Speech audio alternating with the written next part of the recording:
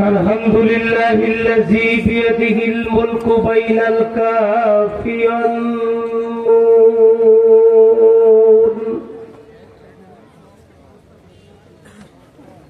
إنما أمره إذا أراد شيئا أن يقول له كن فيكون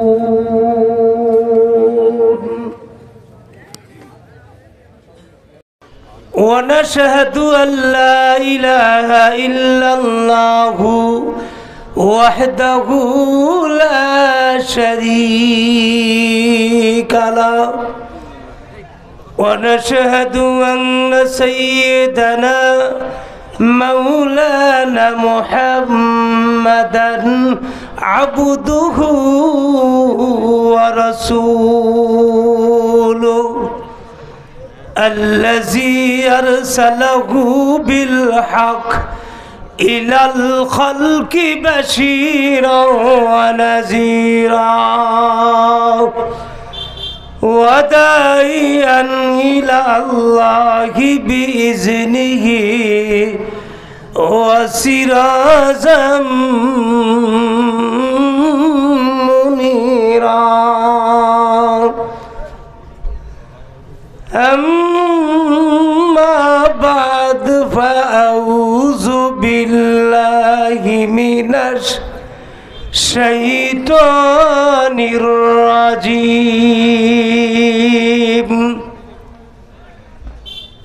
জবান খুলে পড়ুন বিসমিল্লাহির রহমানির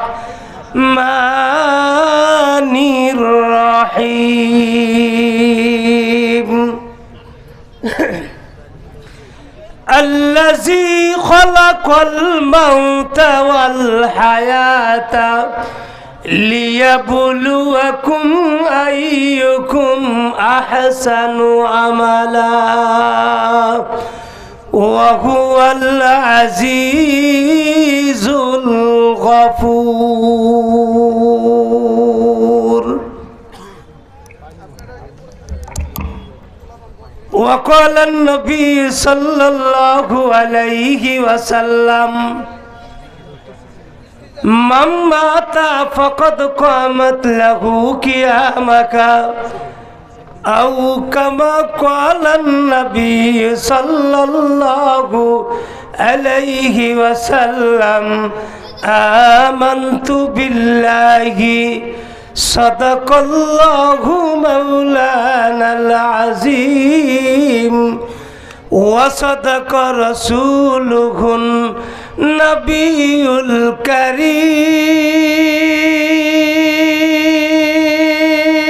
الكريم ونحن على ذلك من الشاهدين والشاكرين জবান খুলে মোহাব্বতের সাথে আর একটা বার পড়ুন ওয়ালহাম হইবে হারাম দূর হবে তোর মনের জ্বালা খুশি হবেন মোর আল্লাহ তাআলা লা ইলাহা ইল্লাল্লাহ লা ইলাহা ইল্লাল্লাহ লা ইলাহা ইল্লাল্লাহ লা ইলাহা ইল্লাল্লাহ লা ইলাহা ইল্লাল্লাহ লা ইলাহা ইল্লাল্লাহ লা ইলাহা ইল্লাল্লাহ লা ইলাহা ইল্লাল্লাহ লা ইলাহা ইল্লাল্লাহ লা ইলাহা ইল্লাল্লাহ লা ইলাহা ইল্লাল্লাহ লা ইলাহা ইল্লাল্লাহ লা ইলাহা ইল্লাল্লাহ লা ইলাহা।